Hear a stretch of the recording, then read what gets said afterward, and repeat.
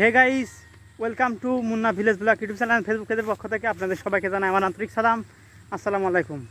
আপনারা দেখতে পাচ্ছেন, সো আমি এখন ধীরে ধীরে যে জমির ভিতরে যাচ্ছি মহিষের কাছে। সো আজকে আমি মহিষের উপরে উঠবো, দেখি আমি উঠতে পারি কি না, দেখি কি অবস্থা। ধীরে ধীরে আমি এক পা দুই পা করে ধীরে ধীরে এগিয়ে যাচ্ছি।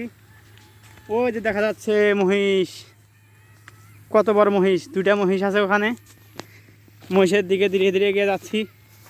এগুলো হলো খড় বিছায় রাখছে, দেখতে পাচ্ছেন। আমি ধীরে ধীরে এগিয়ে যাচ্ছি মহিষের দিকে। সেটা হলো আমার ছোটো ভাই ক্যামেরাম্যান। তুমি কিন্তু ভিডিও করবে, হ্যাঁ? তো আমি ধীরে ধীরে এগিয়ে যাচ্ছি মহিষের কাছে।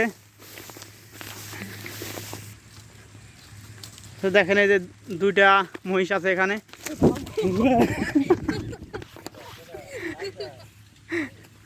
ইল্লা, আমাকে মহিষ এখন আক্রমণ করছিল। মহিষের আক্রমণ তো অনেক ভয়ঙ্কর। এই যেখানে দুইটা মহিষ আছে, দেখতে পাচ্ছেন, যে তারা করতেছিল। আমি আবার ফের মহিষের উপর উঠতে চাইছিলাম। হ্যাঁ,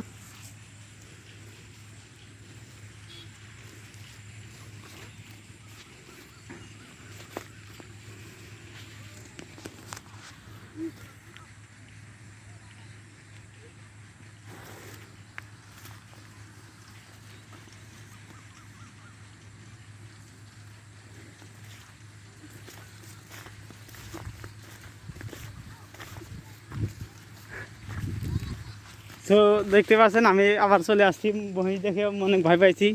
মহিষ আমার দিকে তাড়া করছিল। সো আমি ধীরে ধীরে আবার পাশের দিকে চলে যাচ্ছি। আমি মনে করছিলাম যে বড় মহিষ, তাই এটা হলো বাছুর নিয়েছে আমার চাচা, সেজন্য আমি উঠতে পারলাম না। বাছুরের উপর ওঠা নিষেধ, কারণ ওরা আমাদের লোড সহ্য করতে পারবে না।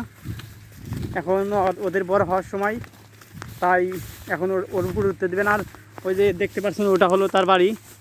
ওই বাড়ির পিছনে বড় বড় মহিষ আছে অনেকগুলো, মানে অনেক পুরনো, প্লাস মানে খুব বেশি বয়স, অনেক বাচ্চা দিছে, মানে প্রাপ্তবয়স্ক। সে মানে ওগুলোর উপর ওটা যাবে আর কি।